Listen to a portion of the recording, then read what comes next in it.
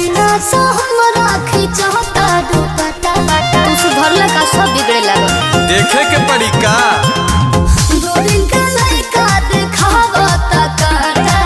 सीना से हमरा खिंचता दुपट्टा के हरे गाय गो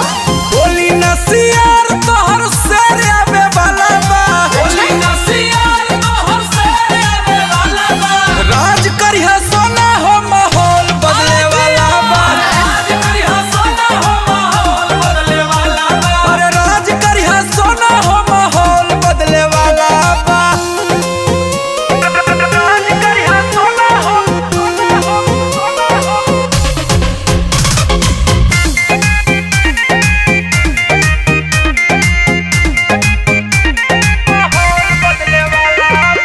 गोड़ धक तहरा से मांगे लगी माफी चिंता जनी करा हमर नामवे बाकाफी बुझलू कि ना अच्छा सही कहा। टोला मोहल्ला में बने रंग बाज जब पाखर हो बाज के काट गहना अरे एकदम से कटाई सुन तोहर लाभर पावर देखावे वाला बा बोली नसियार तोहर से आवे वाला बा अरे राज करिहा सोना हो माहौल बदले वाला बा राज करिहा सोना हो माहौल बदले वाला अरे रे राज करिहा सोना हो माहौल बदले वाला बा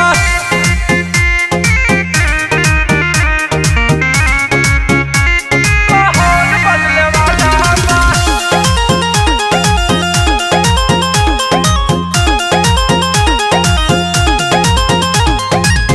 अब नहीं गलियो कर दाल ये रनिया होई आज पूरा ओकर हाल ये रनिया तू खाली देखत जा बस